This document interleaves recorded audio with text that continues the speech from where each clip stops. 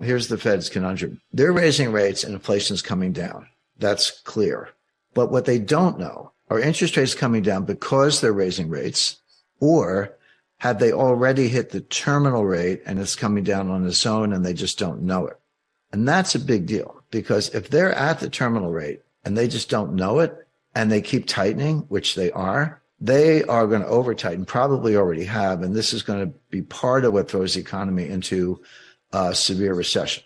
So that's kind of what the Fed's doing and how they think about it. Now, the stock market is saying, yeah, the Fed's raising rates, inflation is coming down, but we think they're already at the terminal rate. But not only that, we think they're going to get the memo that the Fed will figure that out before they get to 5.25, before they raise rates in May. Maybe they're done. And because of a recession, the Fed will get the wake-up call, pivot, the famous word pivot, meaning cut rates, and that will bring the economy in for a soft landing. So this is the soft landing Goldilocks scenario where the market's right, the Fed's wrong, but the Fed will realize that the market's actually right and cut rates, and if you're going to cut rates, buy stocks. Wall Street always ends every analysis with buy stocks. The bond market is telling a completely different story, by the way, and this is a little more esoteric, but if you look at yield curves, look at the Treasury yield curve, Euro dollar futures yield curve, German Bunds yield curve, they're all inverted. They're all inverted. Now, inversions happen, just meaning the longer term rate is lower than the short term rate. We're seeing something globally we've never seen before. And it is the best single indicator of a recession. The last time we saw anything like this was in 2007, just ahead of the 2008 financial catastrophe.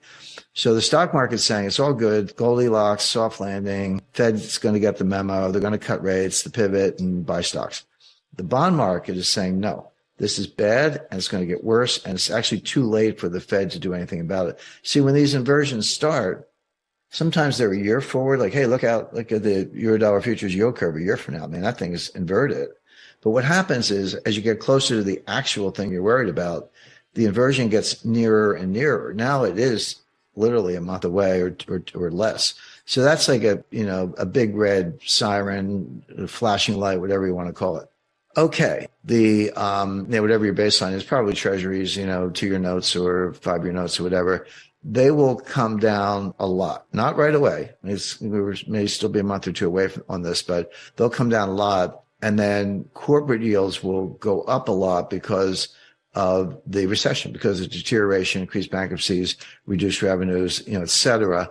So those spreads will blow out. And it's important to remember, interest rates are a lagging indicator. Everyone's like, well, how could interest rates be going up if we're in a recession? The answer is, as you get closer to recession, who figures it out first? Well, the Fed figures it out last. They're usually the last to know. Wall Street is second last to know. The people who figure it out first are actual business people, entrepreneurs, restaurant owners, dry cleaners, taxi drivers, or even medium-sized businesses. They see it. If you're in the trucking business, it's real time. If inventories are sky high and new orders are being slashed, you're not moving anything by truck. So there are certain businesses that are concurrent. The yield curves I was talking about are very good forward indicators. They tell you what's going to happen next.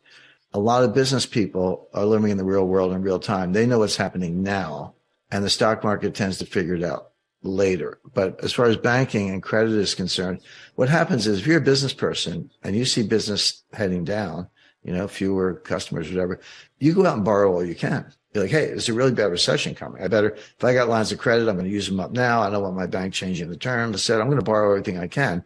And that creates a demand for funds and interest rates go up. And then the recession hits and the bankers go, what's going on? Credit losses start going up. And then they just turn off the spigots and they raise standards. They stop doing loans. And then interest rates will start to come down. Interest rates peak after the recession has already begun. So interest rates may not have peaked yet. Even the treasury market. So that's not unusual. Now, here's what the Fed is missing, or maybe everybody's missing. When you hear these layoff announcements, people are like, well, if they're laying off, why isn't the unemployment rate going up? Well, the answer is they have to announce the layoffs. There's all kinds of statute, SEC. So if I'm going to fire 10,000 people, I got to tell the world I'm firing 10,000 people. It doesn't mean I fire them that day. I might fire them, on a rolling basis over the next 30 days. And it doesn't mean they walk out the door empty-handed and head for the unemployment office. I might give them 3 months severance, 6 months severance, et cetera. And so when do they actually show up to the unemployment office and say, give me a check? It might not be till this spring. So the layoff announcements are out there, but the unemployment rate hasn't budged because there is a lag, 3 months. But that's why I said interest rates lag the business cycle, and they do. Unemployment lags the business cycle. Unemployment is a lagging indicator. When you're an employer, entrepreneur, and you're in any kind of distress, not as many customers walking in the door, you'll do everything you can to avoid laying people off. You'll, be late on the rent. You'll turn down the lights, find a cheaper laundry, whatever it takes. By the time you get around to firing people, you run out of options. Like, I've done everything I can. Now my business is in jeopardy. I have to fire some people. And then combine that with what I just said about severance and, rolling terminations, et cetera. It's a lagging indicator. But we know enough right now to know that number's going up this spring. But that's not inconsistent with the fact that we're already in a recession. It's exactly what you would expect, that unemployment's a lagging indicator. So when the Fed's on a mission, they actually don't care about the stock market. Here's what they do care about.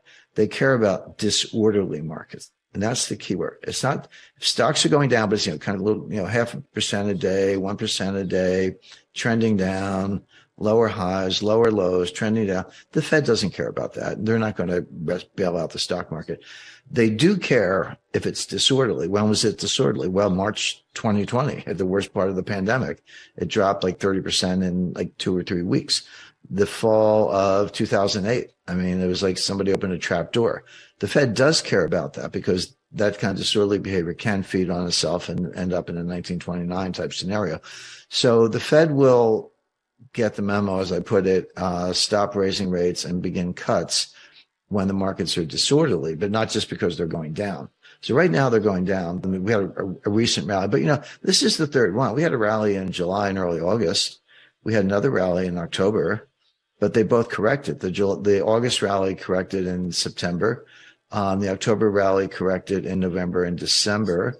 And this January rally is going to correct also, maybe hard. But that's not enough to get the Fed to act, but the so-called disorderly crash will. That may happen. In fact, I expect it will, but we're not there yet. So there may be a pivot, in late August, or July thereabouts, but not because of Goldilocks, but because it's not a soft landing, it's a crash landing. But I think the bottom could be a lot lower than even the people say recession, little correction. I think it's going to be worse. We could be looking from the current levels. Bear in mind, we're down significantly from January 1st, 2022. In the case of the NASDAQ, the turnaround actually started in November 2021. So we're down from those levels, but it could go down 30%. By May or June, I expect everyone will be preparing for what we're talking about now. But my point is that the predictive analytics